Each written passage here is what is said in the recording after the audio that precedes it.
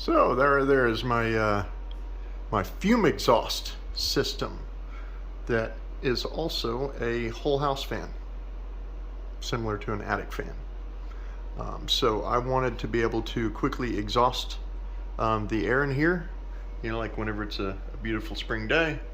I also wanted to be able to, you know, like on a cool night, if it's, you know, summertime or whatever, I'd like to quickly be able to get that hot air out that built up during the day and replace it with the cool night air. In order to do that, well, I need to have a system so that it can automatically take care of it. So we have a vent right here which covers that hole, and it has a damper attached. So this one also has a damper attached, but the big difference between it and the other one is that this low vent has a filter in it. That's because it's a fume exhaust for my 3D printers, and that can be some toxic fumes and smell very, very bad. So I figured it was probably best to trap the tiny particles before exhausting it to the outside. But whenever it's going to be the high damper is opened and the low damper is closed, we'll be using high on the fan and we'll be sucking it through this guy sideways. So we should be able to get all the air out pretty quickly. But whenever the whole system is off, I would want both dampers closed, because when they're closed, they're sealed. They even have a little gasket that goes around. So how do I do that? Well, with electronics.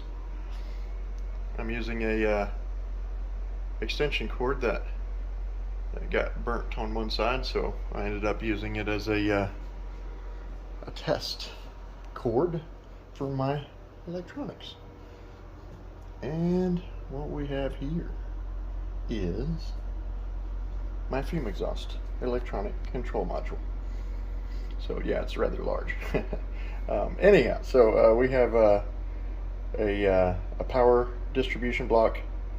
It's going to be hot on one side, neutral on the other side, and then at the end it actually powers a converter which converts it into 5 volt, and then that 5 volt actually powers this other power block, and that is what goes to power all of these relays, and including the microcontroller, which is an ESP32.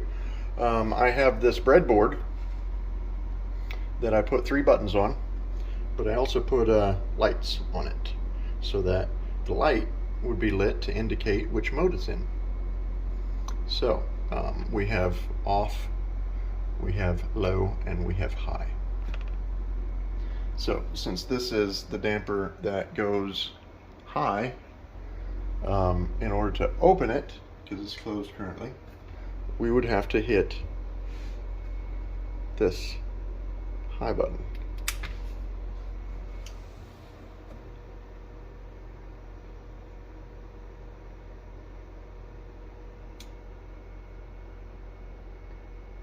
Yep.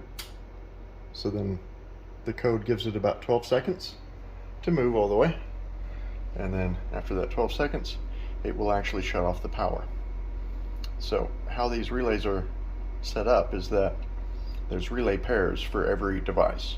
The fan is one of them because it has a high and a low setting, and each damper has 2 settings, one to make it close and one to open it. So that means I wouldn't really be able to pull the power off if I only used 1 relay per device. So these relays over here are actually supplying the power, the 120 volt, to these other 2 relays, so that I can actually turn the power off. So it is now open because it is in the high state. And what else is going to happen is this other relay is going to actually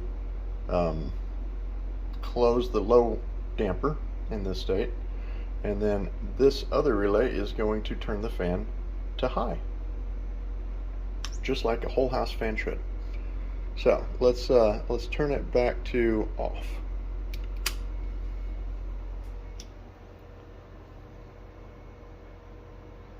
As you can see, it is closing.